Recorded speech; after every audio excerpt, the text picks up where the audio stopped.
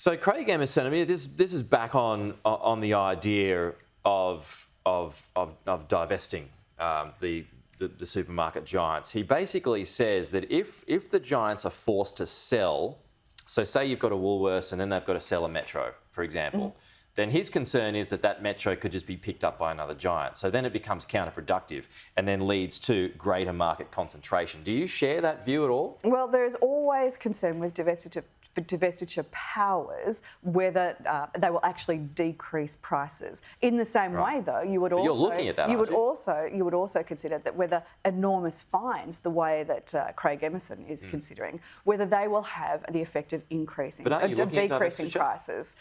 Certainly, we are looking at a way to make sure that supermarkets pass on those lower prices from the farm gate onto consumers, and perhaps that might be part of the mix. But the most important thing here is that we have a competitive supermarket industry that is also has lower input costs, whether it be through industrial relations, whether it be through energy prices, whether it be through the prices that farmers have to charge for their produce.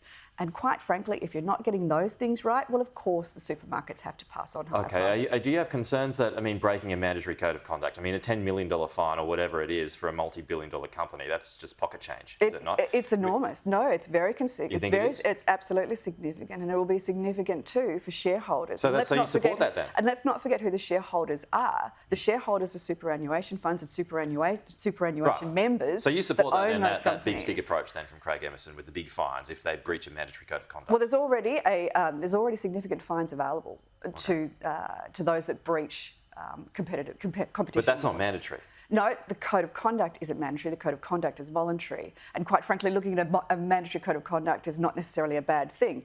I'm sure that's the recommendation of the report. We'll wait till we see the report to see the details as to how that will be managed, because the ACCC can already do this. And if the ACCC can already do this, what additional powers do you want to give them? Okay. And Angus Taylor, David Littleproud, they're still looking at their review. No change on that front at the moment. It's still underway. Full steam ahead. Okay. Just a final one. A third boat arrival since November last year.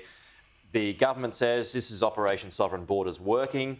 The new boatload, they're already in Nauru. Isn't that just what you guys would be doing if you were in power? If a boat arrival came, they would be shipped off straight away?